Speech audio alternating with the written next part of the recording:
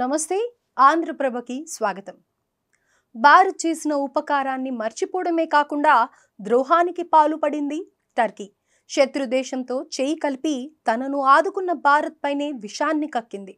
Operation Sindoor వేళ పాక్కు సహకారాన్ని అందించడంతో టర్కీ కుయుక్తులు బయటపడ్డాయి.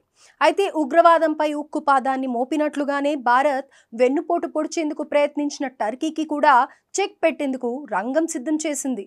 భారత్ అన్ని విధాలుగా వ్యతిరేకత చూపిస్తుండడంతో టర్కీకి దెబ్బ మీద దెబ్బ పడుతోంది.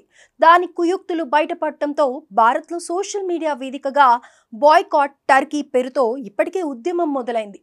ఇందులో భాగంగానే మన దేశ వ్యాపారులు కూడా టర్కీకి షాక్ ఇస్తున్నారు. అక్కడి నుంచి వచ్చే అన్ని రకాల ఉత్పత్తులను దిగుమతులను స్వచ్ఛందంగా నిషేధిస్తున్నారు.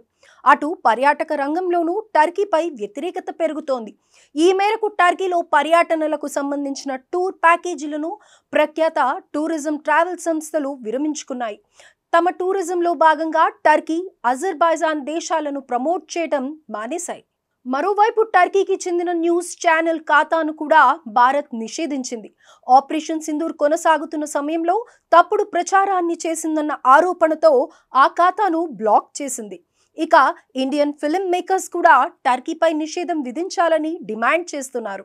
ఈ క్రమంలోనే ఆ దేశాన్ని బాయ్కాట్ చేయాలంటూ federation of western India cine employees demands వినిపిస్తున్నాయి.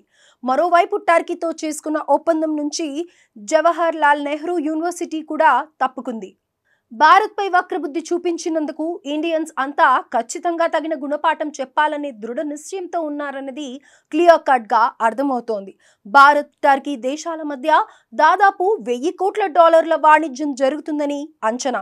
ప్రస్తుతం భారత్లో వ్యతిరేకతలు ఎదురవుతున్న నేపథ్యంలో ఇది టర్కీపై ఆర్థిక ప్రభావాన్ని చూపించే అవకాశం ఎక్కువగా ఉంది.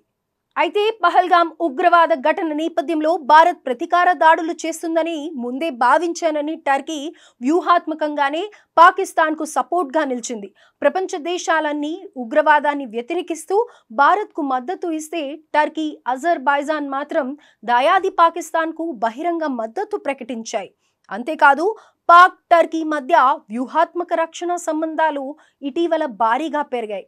భారత్పై దాడి కోసం పాకిస్తాన్కు టర్కీ డ్రోన్లు సాయమే కాకుండా ఇస్లామాబాద్కు టర్కీ సైనిక సిబ్బందిని కూడా పంపిందని తెలుస్తోంది. అయితే ఆపరేషన్ సింధూర్లో భాగంగా భారత్ చేసిన దాడుల్లో చనిపోయిన వారిలో 2 టర్కీ సైనికులు కూడా ఉన్నారని సమాచారం. దాయాది పాక్ సుమారు 300 నుంచి 400 వరకు డ్రోన్లను ఉపయోగించగా భారత్ వాటన్నిటినీ సమర్థవంతంగా అడ్డుకుంది. అంతేకాదు అవి లక్ష్యాలను చేరకముందే కూల్చివేసింది. ఆ శకలాలను పరీక్షించిన భారత్ నిపుణులు అవన్నీ టర్కీకి చెందిన అసీజ్ గార్డ్ సోన్గర్ డ్రోన్లుగా ధృవీకరించారు. అక్కడితో ఆగని టర్కీ పాకిస్తాన్ను తమ మిత్ర దేశమని, భవిష్యత్తులో కూడా ఆ దేశానికి అండగా నిలుస్తామని ప్రకటించింది.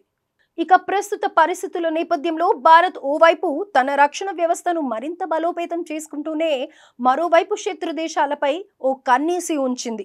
ప్రత్యర్థులు ఏవైనా కుయుక్తులు పాల్పడితే ఏదైనా చేసేందుకు రెడీగా ఉంది. భారత్ దెబ్బతో ఇప్పటికే పాకిస్తాన్ విలవిల్లాడుతుండగా ఇప్పుడు టర్కీ వంతు వచ్చింది. మోసానికి పాల్పడుతూ విషాన్ని చిమ్మిన టర్కీకి భారత్ సరైన బుద్ధి చెబుతోంది.